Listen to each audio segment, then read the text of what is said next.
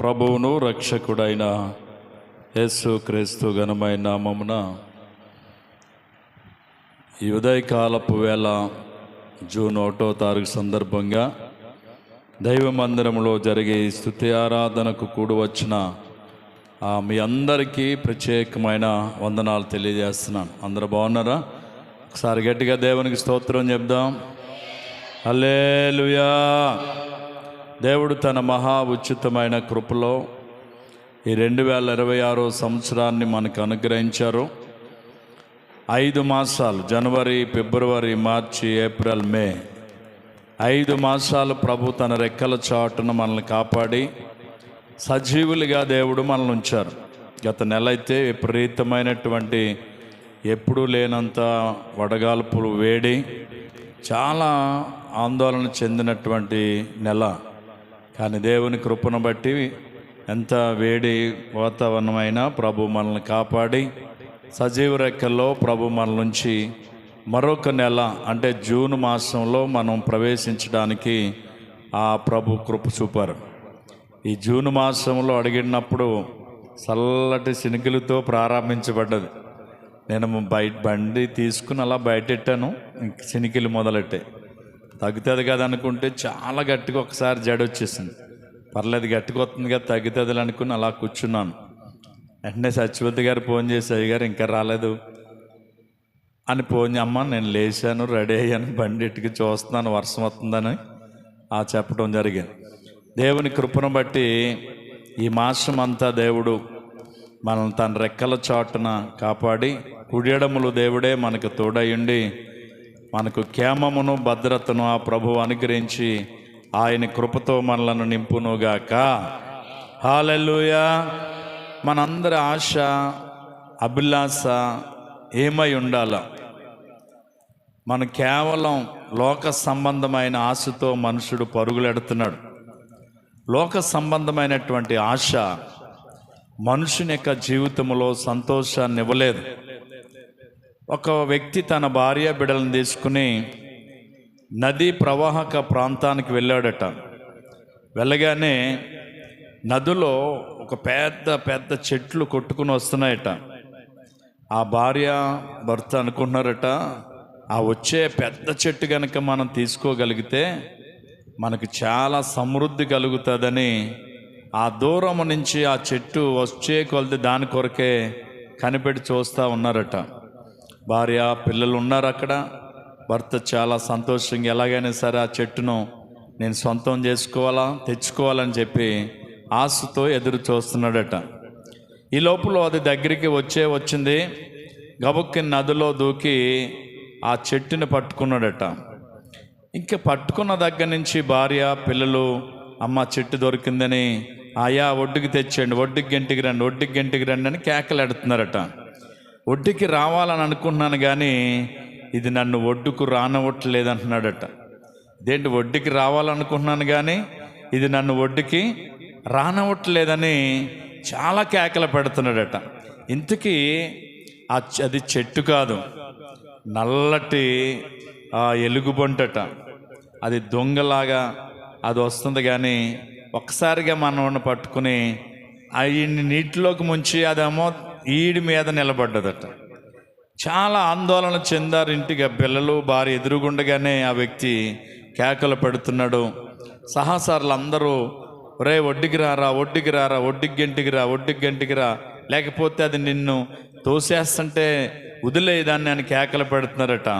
లేదు లేదు, నన్ను ఇది వదలట్లేదు, ఇది నన్ను పట్టేసుకుంది, ఇది నన్ను పట్టేసుకుంది. ఈనాడు చాలామంది ఆశ, ఏదో తపన పరుగులెడుతున్నారు కానీ అసలైనటువంటి సత్యాన్ని ఏం చేస్తున్నారో తెలుసా? విడిచిపెడుతున్నారు. భార్య, పిల్లలు ఎదురుగుండగానే ఆ నదిలో అతడు చనిపోవలసిన పరిస్థితి వచ్చింది. ఎందుకు అలా జరిగిందా? దురాశ దుఃఖానికి చేటని వాక్యం చెప్తుంది. కాబట్టి మన ఆశ, మన అభిలాష లోక సంబంధమైన దాని మీద కాదు. ఎందుకంటే ఈ లోక సంబంధమైన స్థిరమైంది కాదు.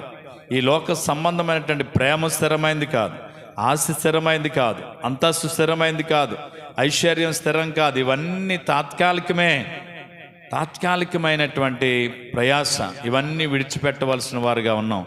మనం ప్రతి దానికి, అందుకే అంటారు పరిగెట్టి పాలు తాగే కన్నా నిలబడి నీళ్ళు తాగితే మంచిదని. అంటే కొంత నిగ్రహం అనేది మనకు కావాలా.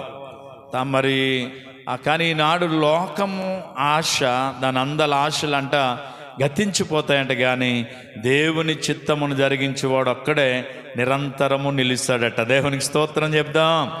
దేవుని చిత్తమును జరిగించాలి, దేవుని చిత్తం కొరకు మనం కనిపెట్టాలి. ఏంటి మన అభిలాష అయి ఉండాలి. ఒక రాజుగారి యొక్క అభిలాష ఏంటి, రాజుగారికి ఉన్నటువంటి ఆశ ఏంటి, రాజుగారికి ఉన్నటువంటి ఉద్దేశం ఏంటి, మనకున్న ఆలోచన ఏంటి, ఒక్క 2 మాటలు నేను మీకు జ్ఞాపకం చేస్తాను. 63వ కీర్తన మనం గమనిస్తే, పరిశుద్ధ గ్రంథమైనటువంటి కీర్తనల గ్రంథము 63వ కీర్తన మొదటి 4 వచనాలు మనం చదివి ఈ జ్ఞానం చేద్దాం. దేవా, చూడండి ఈయనకున్నటువంటి ఆశ, అభిలాష, దేవుడి మీద ఉన్న ఆయనకి ప్రేమ, ఆప్యాయత ఏంటనేది తన యొక్క మాటల్లోనే మనకు తెలియచేయబడతా ఉంది. దేవా, నా దేవుడవు నీవే, ఏకువనే నేను నిన్ను వెదికెదను. దేవునికి స్తోత్రం. దేవా, నా దేవుడవు నీవే, ఏకువనే నేనేం చేస్తాను, నిన్ను వెతుకుతాను. నిన్ను వెతుకుతాను. ఎప్పుడు ఎదుగుతాను? పనులన్నీ అయిపోయిన తర్వాత, నాకు ఖాళీగా ఉన్నప్పుడు, ఇంకా అప్పుడు వస్తాను, అప్పుడు ఎదుగుతాను అని దావీదు అంటలేదు. ఈరోజు మనుషుల యొక్క పరిస్థితి ఏంటంటే, మొదట లోకం, తర్వాతే దేవుడు అన్నట్టుగా ఉంటున్నారు. కానీ భక్తుని యొక్క జీవితాన్ని మనం గమనిస్తే ఏక మనసు కలిగి ఉన్నాడు. నా దేవుడవు నీవే, నా దేవుడవు నీవే, ఏకువనే నేను నిన్ను వెదికేదను. ఏమిటి ఎదుగుతాడు? ఏమి ఎదగబోతున్నాడు దేవుని సన్నిధిలో? ఏంటి ఆయన ఎదికేదంటే, ఇక్కడ అంటున్నాడు, నీ బలమును నీ ప్రభావమును చూడాలని నీ పరిశుద్ధాలయమందు నేనెంతో ఆశతో కనిపెడుతున్నాను. మందిరానికి వస్తున్నారు, మందిరంలో దేవునితో మన పరవశం అవ్వడానికి కోసం మన మనస్సును దేవుని వైపు త్రిప్పాల. మందిరానికి వస్తారు, వాక్యం చెప్తారు, పక్క వాళ్ళని మాట్లాడుతూ ఉంటారు. వీళ్ళు ఎన్నరో వాళ్ళు ఎన్నెవరు. ఆరాధన జరుగుతూ ఉంటుంది, ఎవరేం చేస్తున్నారో చూసేవాళ్ళు ఉంటారు. దేవునిలో మనం ఏమైపోవాలి తెలుసా? ఆయన ప్రభావం. దేవా, నీ ప్రభావం నా మీదకి దిగిరాలి నాయన, నీ ప్రభావం నా మీద దించు నాయన, నీ ప్రభావము నా మీద ఉంచు నాయన అని ప్రభావమును చూడాలని ఏం చేస్తున్నాడంటే, పరిశుద్ధాలయమందు నేనెంతో ఎంతో ఆశతో నీ తట్టు కనబెడుతున్నాను. నీలో నేను పరవశించాలా, నీతో నేను మాట్లాడాలా, నీ స్వరాన్ని నేను వినాలా. మందిరానికి వచ్చి ఏదో వచ్చాం వెళ్ళిపోయామంటే ఏం కాదు. దేవుని స్వరము మనం వినాలా, దేవుని ఆత్మ ప్రభావం మన మీద దిగి రావాలా. అలాగూ దేవునిలో మనం ఏమైపోవాలి తెలుసా? మమేకం అవ్వాలా. ఈరోజు చాలామంది ఏదో వస్తున్నారు వెళ్ళిపోతున్నారు అన్నట్టుగా ఉంటున్నారు. కాదు కాదు, ప్రభావం మన మీదకి దిగి రావాలి. ప్రభావం మన మీదకి దిగి రావాలంటే ఏక మనసుతో, ఏకాగ్రతతో దేవుని వైపే మనం మనసు తిప్పి ఆ రోజు మనం ప్రభుని వేడుకోవాలి. భక్తుడు అంటున్నాడు, నీ ప్రభావము, నీ బలము నేను చూడాలని నీ పరిశుద్ధాలయం మంది ఏం చేస్తున్నాను తెలుసా? ఆశతో నీ తట్టు కనబెడుతున్నాను.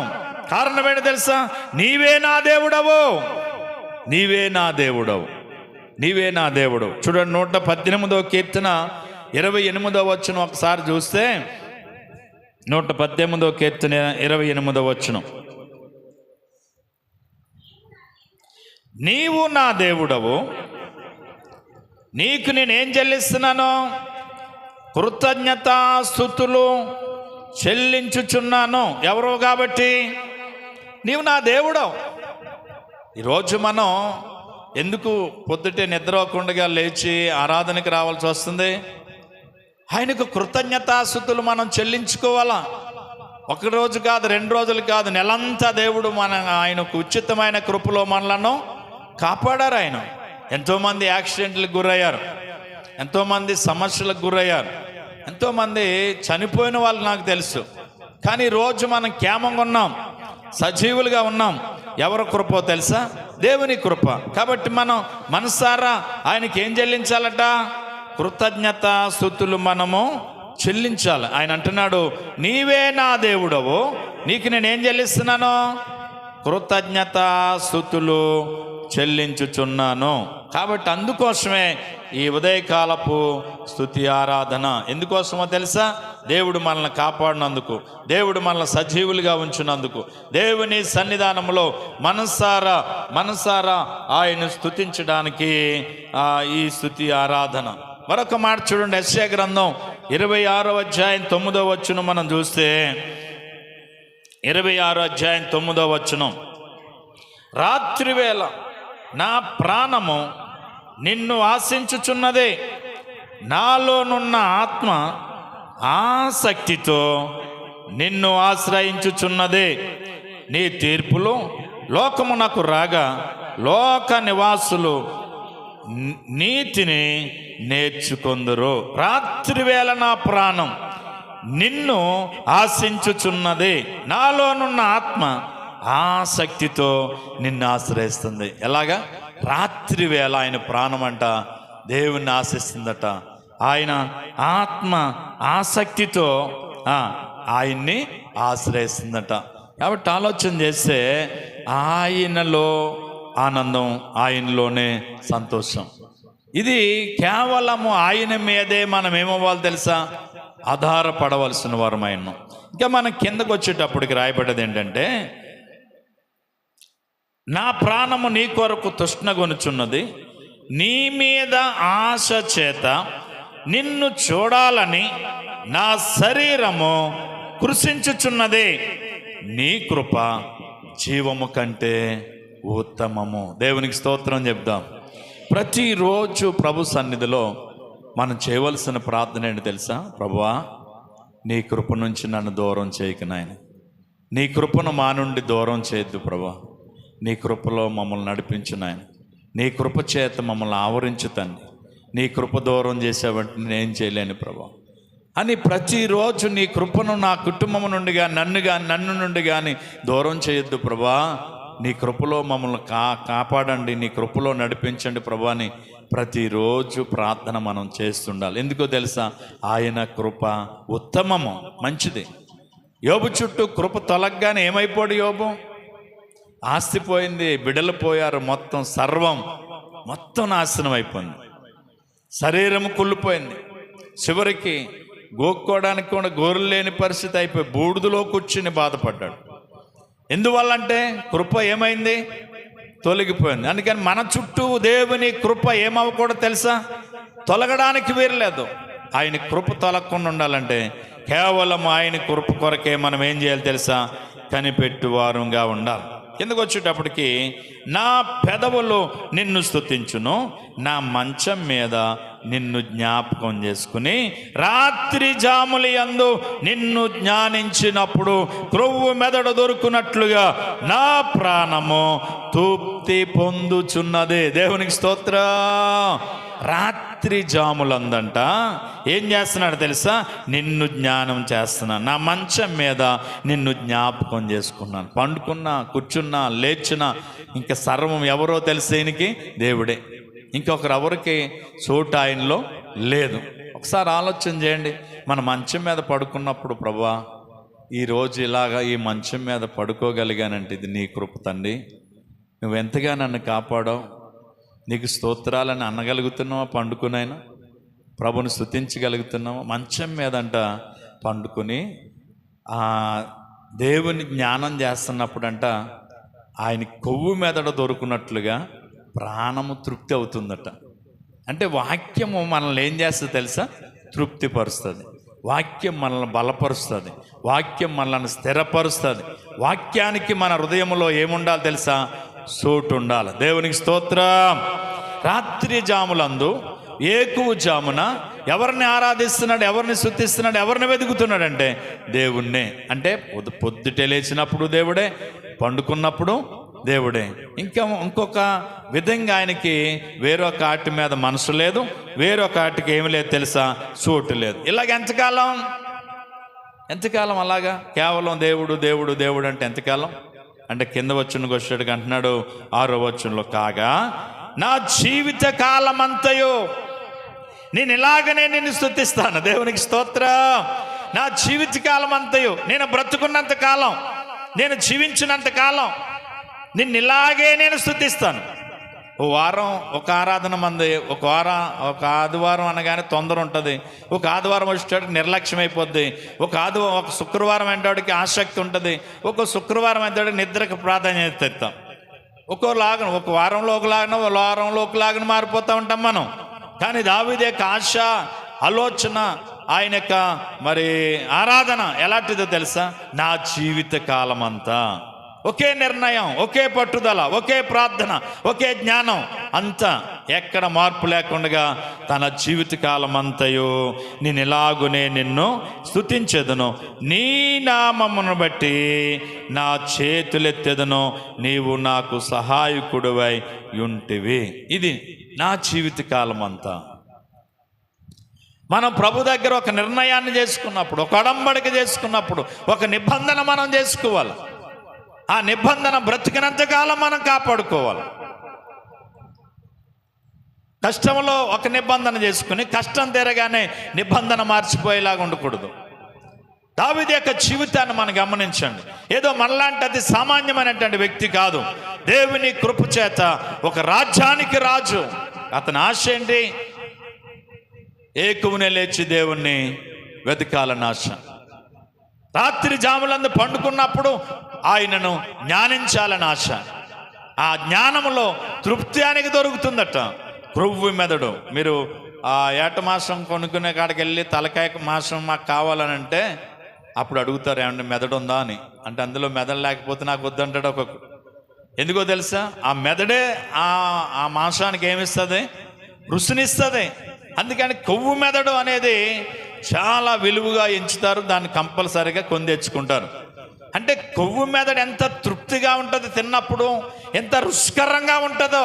రాత్రి జాములందు నేను నిన్ను జ్ఞానం చేస్తున్నప్పుడు నా ప్రాణం అంతగా తృప్తి పొందుతున్నది అంటున్నాడు ఆయన.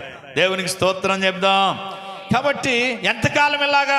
రాత్రి ప్రార్థన, ఉదయం ప్రార్థన, మధ్యాహ్నం ప్రార్థన, పెదవులతో స్తుతి, మరి మనసుతో ఆరాధన, దేవుని సన్నిధిలో ఆయన ప్రభావం చూడాలా, ఆయన ఆత్మతో నింపబడాలా. ఈ ఆశ, ఆరాటం ఎంతకాలం అంటే నా జీవిత కాలం అంతా, నేను బ్రతుకున్నంత కాలం అంతా నేను ప్రభువునే నిన్ను స్తుతిస్తానని ఆయన ఒక ఆశ్చర్యమైనటువంటి తీర్మానాన్ని మరొకసారి మనకు తెలియజేస్తున్నాడు. నేను ముగిస్తాను. ఒకసారి మన తీర్మానం ఏంటి? మన వడంబడికేంటి? దేవుడు మనతో ఏ విధంగా మాట్లాడి మనల్ని బలపరుస్తున్నాడు? దేవునితో మనం ఏమి వడంబడిక చేసుకున్నాం? దేవునితో మనం ఏం ఒప్పందం చేసుకున్నాం? మనం చేసుకున్నటువంటి తీర్మానంకి ఏమై ఉండాలి తెలుసా? మనం కట్టుబడాలి. మనందరం తీర్మానం చేసుకున్న వాళ్ళమే, మనం అందరము ప్రమాణం చేసిన వాళ్ళమే. ఇంత లోతు నీటిలో మనం ప్రమాణం చేసాం, గుర్తుందా? ప్రతి ఒక్కరు ఏం చేసుకున్న వాళ్ళం? ప్రమాణం చేసుకున్నాను. ప్రమాణం చాలా విలువైంది. ఆ ప్రమాణానికి మనం ఏమివ్వాలి తెలుసా? విలువనివ్వాలి. మనం దేనికి ఇస్తున్నాం? లోకానికి ఇస్తున్నాం, ఫంక్షన్లకి ఇస్తున్నాం, పబ్బాలకి ఇస్తున్నాం, భోజనాలకి ఇస్తున్నాం. ఆ రోజు ఏదైతే అది పరిగెట్టిపోవటమే మన పని. ఆయన సన్నిధిని విడిచిపెట్టేస్తున్నాం, సన్నిధికి దూరం అయిపోతున్నాం. దేవునితో మనం ప్రమాణం చేసుకోవాలి. ఒక అతనంట, మేము భార్యాభర్తలు ఇద్దరు కలిపి ప్రభు దగ్గర ఒక అడంబడిక చేసుకున్నారట. ప్రభా, మేము బ్రతికినే చనిపోయేంత వరకు ఏ రోజు ఆరాధన నీ సన్నిధిని విడిచిపెట్టం తండ్రి. ఎన్ని కష్టాలు వచ్చినా, ఎన్ని ఇబ్బందులు వచ్చినా నీతోనే మేము సాగుతాం ప్రభు అని ప్రమాణం చేసుకున్నారట. కానీ సడన్గా భార్య చనిపోయిందట శనివారం రాత్రి. మరి శనివారం రాత్రి భార్య చనిపోతే ఆయన ఏం చేసుకున్నాడు? నేను చనిపోయేంత వరకు కష్టం వచ్చినా నష్టం వచ్చినా మేము ఎక్కడ సాగుతాం అనుకున్నాడు? దేవునిలో సాగుతాడు. మరి మరుసటి రోజు ఆదివారం ఏం చేయాలా? వెంటనే భార్య అక్కడే ఉంచి ఆయన ఎక్కడికి వచ్చేసాడట? మందిరానికి వెళ్ళిపోయాడట. బంధువులు అందరూ ఇంటికి వచ్చారు, కానీ ఈయన ఎక్కడ ఉన్నాడు? మందిరంలో ఉన్నాడు. ఆరాధన అంతా అయిపోయి, ఆరాధన అయిన తర్వాత వెళ్ళి అప్పుడు ఆ కార్యక్రమాన్ని చేసుకున్నాడట. ఎందుకు అలా చేశాడు? అతడు ప్రమాణం చేసుకున్నాడు దేవునితో, ఒక ఒడంబడిక చేసుకున్నాడు దేవునితో. దాన్ని మనం కొనసాగించుకోవడానికి ఏమవ్వాలి తెలుసా? ఎక్కడ తప్పిపోకుండా ఉండడానికి దాని కొనసాగింపులోనే ముందుకు సాగాలి. ఆరోగ్యం ఇచ్చి నేను ఆయుష్ ఉన్నంత వరకు రాత్రి అయినా పగలైనా నీ పనిలోనే నేను సాగిపోతాను ప్రభు అని ఒకసారి ప్రమాణం చేసుకున్నాను. నేను నిజంగా శారీరకంగా ఎంత బలహీనత అయినా ఆ బలహీనతను పక్కన పెట్టి దేవుని పనిలో నేను సాగుతూ ఉంటాను. కారణం ఏంటి తెలుసా? ఒక ప్రమాణం, ఒక ఒడంబడిక ప్రభుతో మనం చేయాలి. దావీదు చేసుకుంటున్నాడు ఏమని? నా జీవితకాలం అంతయు, నా జీవితకాలం అంతా ఇలాగే నేను చేస్తాను. ఇది ఒడంబడిక మనం చేసుకోవాలా. ఆదివారం కార్యక్రమాలు బోలమంది చెప్తారు నాకు. నేను ఎప్పుడు వెళ్తాను తెలుసా? 3 అయిన తర్వాత వెళ్తాను. ఆఖరిని వెళ్ళి కనపడే వాళ్ళకి ఎంతో కొంత డబ్బులు రాయించి వచ్చేస్తూ ఉంటాను. మా అన్న నేను వెళ్తాను ఎప్పుడు? ఆయన పని అయిపోయిన తర్వాత. మనకి దానికంటే ముందు, ఆ దేవుని పని కంటే ముందు లోక సంబంధమైనటువంటి పండగలకు వెలివిస్తాం, పెళ్ళిళ్ళకి వెలివిస్తాం, పురుళ్ళకు పుణ్యాలకి పరుగులు ఎడుతున్నాం.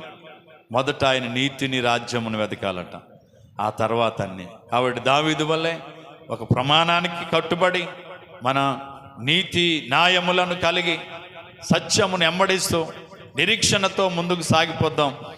రాకడ సమయం ఆసన్నం అవుతుంది. త్వరగా ప్రభు రాబోతున్నారు. ఆయనతో పాటు ఎత్తపడటానికి ఏం పడదాం?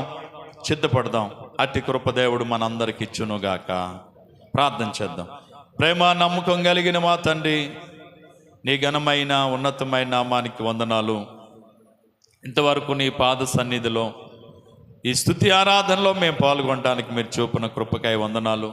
విత్తబడిన వాక్యం ప్రతి హృదయంలో ఫలింపు చేయండి. నిజమే తండ్రి, నీవే నా దేవుడు. ఎక్కువనే నేను ఎదుగుతాను. నిన్ను ఎతికే మనసు మాకు దయచేయండి. నిన్ను జ్ఞానించే మనసు మాకు ఇవ్వండి. ఇలా ఎంతకాలం అంటే జీవితకాలం అంతా ప్రభు. అలాగే మేము ముందుకు సాగిపోనట్లు కృపనివ్వండి. ఇంకో 2026 సంవత్సరంలో 5 మాసాలు గడిచిపోయి 6వ మాసంలోకి వచ్చేసాం. నాయన మమ్మల్ని బలపరిచి నెలంతా కూడా మా పనిపాటల్లో కృపాఖ్యామాలు మాకు తోడుగా ఉంచండి. ఉడడవులు మాకు తోడుగా ఉండండి. మమ్మల్ని నడిపించి బలపరచండి. యూట్యూబ్లో లైవ్లో చాలామంది వాక్యం వింటున్నారు. వారందరినీ కూడా దీవించి ఆస్వాదించి కృపతో నింపమని యేసయ్య నామమున అడుగుచున్నాం పరమ తండ్రి. ఆమేన్. ఒక్క నిమిషం అలా కూర్చోండి.